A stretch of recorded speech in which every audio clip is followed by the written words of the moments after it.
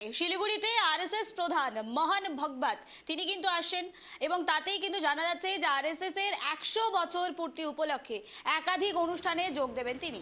আগামী 18 তারিখ এবং 19 তারিখ অর্থাৎ ডিসেম্বরের চলতি মাসে 2025-এ শিলিগুড়ি যুব সম্মেলন এবং বিশেষ আলোচনা সভা থাকবে, আর সেখানেই এবার উপস্থিত থাকবেন আরএসএস প্রধান।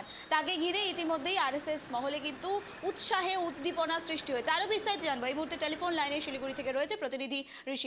ঋষি, প্রথমেই জানতে চাইবো তোমার থেকেই যে আরএসএস এর 100 বছর পূর্তি উপলক্ষে আরএসএস এর প্রধান শিলিগুড়িতে এসেছেন, ঠিক কি কি কর্মসূচি রয়েছে তার? ঋষি, দেখো, একদমই তোমাকে জানিয়ে রাখি নিবেদিতা, আরএসএস এর প্রধান ভগবত তিনি কিন্তু ইতিমধ্যেই বাগডোরা বিমানবন্দরে নেমে কিন্তু সোজা কিন্তু শিলিগুড়ির উদ্দেশ্যে রওনা দিয়েছেন।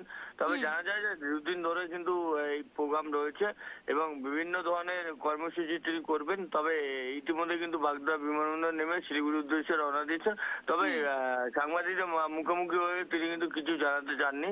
তবে ইতিমধ্যে জানা যায় যে দুদিন ধরে তার প্রোগ্রাম রয়েছে এবং কি কি প্রোগ্রাম করবেন তা কিন্তু এখনো কিন্তু সূত্র মারফত জানা যায়নি। বেশ ঋষি, আরেকটা বিষয় জানতে চাইবো, আরএসএস এর 100 বছর পূর্তি আর সেখানে আরএসএস প্রধান মোহন ভগবত অর্থাৎ তার নিরাপত্তার ক্ষেত্রে কি কি কিভাবে মোতায়েন করা হয়েছে প্রশাসনিক স্তরে, তার নিরাপত্তা নিয়ে এই মুহূর্তে ঠিক কি পরিস্থিতি?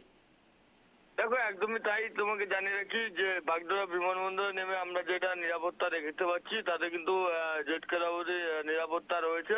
তবে ইতিমধ্যে কিন্তু তার সাথে কিন্তু কথা বলার চেষ্টা করা হয়েছিল যে তিনি কি জানাচ্ছেন। তবে তিনি কিন্তু সংবাদ মাধ্যমের সামনে কিন্তু কোনো মন্তব্য করতে চাননি। তবে ইতিমধ্যে কিন্তু নিরাপত্তা ব্যবস্থা কিন্তু আঁটোসাঁটো করা হয়েছে।